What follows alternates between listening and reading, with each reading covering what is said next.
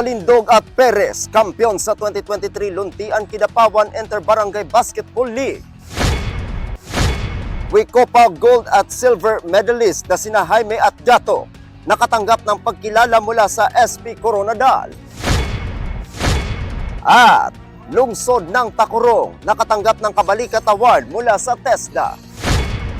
Yan ang ulo ng mga balita sa pagbabalik ng Soxergen Headliners.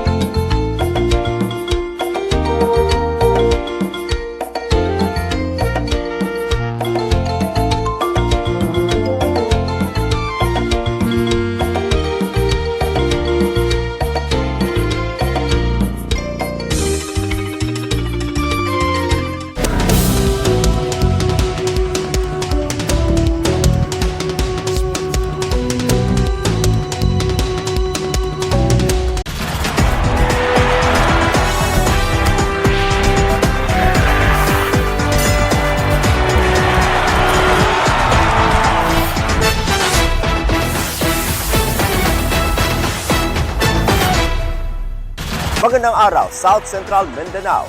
Narito na mga pangunahing balita sa Soxergen Headliners ngayong Agosto 25, taon 2023. Balindog at Perez, kampiyon sa 2023 Luntian Kidapawan Inter-Barangay Basketball League. Narito ang ula. Idineklarang kampiyon ng Barangay Balindog at Perez sa katatapos lang na Luntian Kidapawan Inter-Barangay Basketball League, kasabay ng pagdiriwang ng kasadya sa Timpupo 2023. Nagkampiyon sa Division A ang team ng Balindog sa score na 106-91 laban sa team ng Lanao. Samantalang nanaig naman para sa Division B ng Liga ang Perez kontra Balabag sa 77-68 na final score sa mga championship games na ginanap sa City Gymnasium noong ika-18 ng Agosto kasalukuyang taon. Personal na iniabot ni Kidapawan City Mayor Attorney Jose Paulo Evangelista at City Councilor Galen Ray Lunzaga ang premyo ng mga nanalo at nagkampiyon ng mga koponan, pati na ang mga individual awards para naman sa pinakamagaling na basketballistang nagpamalas ng talento sa nasabing sport. Umiscore ng 32 puntos si Miko Estrellante na siyang napiling Division A Most Valuable Player sa pangunguna nito sa Team Balindog sa championship game. Tumabla pa sa 91 all ang score ng Balindog at Lanao sa nalalabing 4 na minuto ng fourth quarter. Isang 15-0 run sa huling 4 na minuto ng laro ang siyang naging sandalan ng Balindog team para maiuwi ang korona ng Luntian Basketball League, kung saan 11 dito ang nagmula kay Estrellante, habang tig-2 puntos naman sina Ireneo Butigan at Carl Barbasa sa matinding labanan sa fourth quarter para maipanalo ang kampyonato laban sa Team Lanao. Top scorer ng laro si Estrellante na umiscore ng 32 puntos, habang nag-ambag naman ang kanyang kapatid na si Morgan at kasamang player na Carl Barbasa ng tig-14 na puntos kada isa para pangunahan ang Team Balindog. Samantala, tinalo naman ng Perez team ang Balabag team sa final score na 77-68 sa Division B Championship game. Top scorer ng winning team si Henry Humahob na nagdala ng 24 na puntos. Napili most valuable player sina Miko Estrellante para sa Division A at si Henry Humahob naman sa Division B.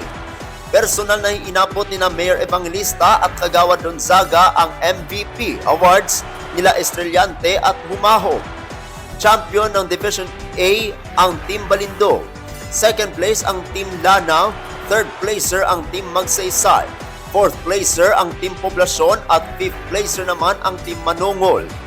Team Perez ang kampiyon sa Division B na sinundan naman ng mga teams ng Balabag, New Bohol, San Isidro, Calaisan at Linangco. Namigay din si Mayor Evangelista ng cash prizes bilang consolation sa iba pang mga barangay na sumali sa liga. Ako ang inyong kaibigang Apolinario, 30 Valencia, para sa Soxurgen Headliners. Wicopa Gold at Silver medalist na sina Jaime at Gato nakatanggap ng pagkilala mula sa SP Coronadal. Narito ang ulat. Kinilala ng sangguniang panglungsod ng Coronadal sina Cyril Jaime at James Gato. Makaraang nakakuha ng parangal sa katatapos lamang ng ika-26 na Annual World Championships of Performing Arts na isinagawa sa Anaheim, California, Estados Unidos noong ika-28 ng Hulyo hanggang ika-6 ng Agosto kasalukuyang taon. Ang World Championships of Performing Arts o WICOPA ay isang Olympics of Performing Arts na kinabibilangan ng mga singers, musicians, dancers, actors at models mula sa 70 na mga bansa sa buong mundo. Mismo si City Councilor Maria Esther Marin 14, chairperson ng Committee on Rules ng SP, ang gumawa ng pagkilalang ito sa pamamagitan ng isang resolusyon. Sa datos ng Team Pilipinas, naiuwi ng grupo ang semi-finalist medal, 10 finalist medal, 59 na bronze medals, 71 silver medals, 86 na gold medals, 53 division winner plaques at 7 na mga scholarships mula sa New York Conservatory of Dramatic Arts.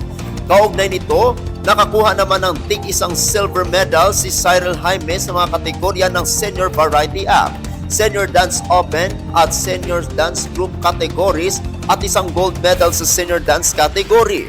Nakakuha naman ng tig-isang silver medal si James Gato sa mga kategorya ng Senior Dance Lyrical, Senior Dance Open at Senior Dance Group categories at isang gold medal sa Senior Dance Group category. Layunin nito na makilala ang mga individual at nagpamalas ng kanilang talento na nagbibigay ng dangal sa lungsod ng Coronadal, lalo na ang katatapos lamang na WICOPA competition. Ako ang inyong kaibigang Apolinario, 30 Valencia, para sa Soxurgen Headliners. Para sa uling balita, lungsod ng Tacurong nakatanggap ng Kabalikat Award mula sa TESDA. Mayunat ang ating kaibigang Pericles Apicus-Tignani. Tumanggap na naman ang lungsod ng Tacurong ng parangal sa pagkakataong ito ay mula sa Technical Education and Skills and Development Authority o TESDA. Tinanggap ng lungsod ang Kabalikat National Award para sa mahalagang papel sa pagtataguyod ng technical vocational education and training sa bansa. Ang parangal ay personal na tinanggap ni City Mayor Joseph George L. Choncito, MD, DPA sa Kalakhang, Maynila, na mismo si TESDA Director General Secretary Suharto T. Magondedato, PhD, ang nag-abot nito. Ang TESDA Kabalikat Award, isang non-competitive na ibinibigay ng TESDA sa mga kabalikat nitong mga gawain o programa. Ang lungsod ng Tacurong ay isa lamang sa siyam na LGUs sa bansa ang nabigyan ng Kabalikat National Award. Ako ang iyong kaibigan Pericles Apicus-Tignani para sa Soxurgen Headliners.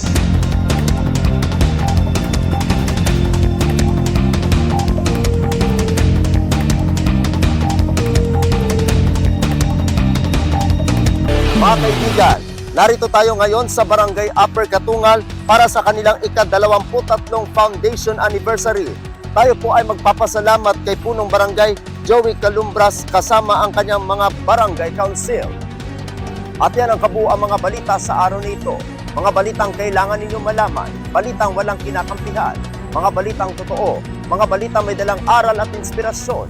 Ito ang Soxurgen Headliners. Hanggang bukas, maraming salamat at magandang araw, kaibigan.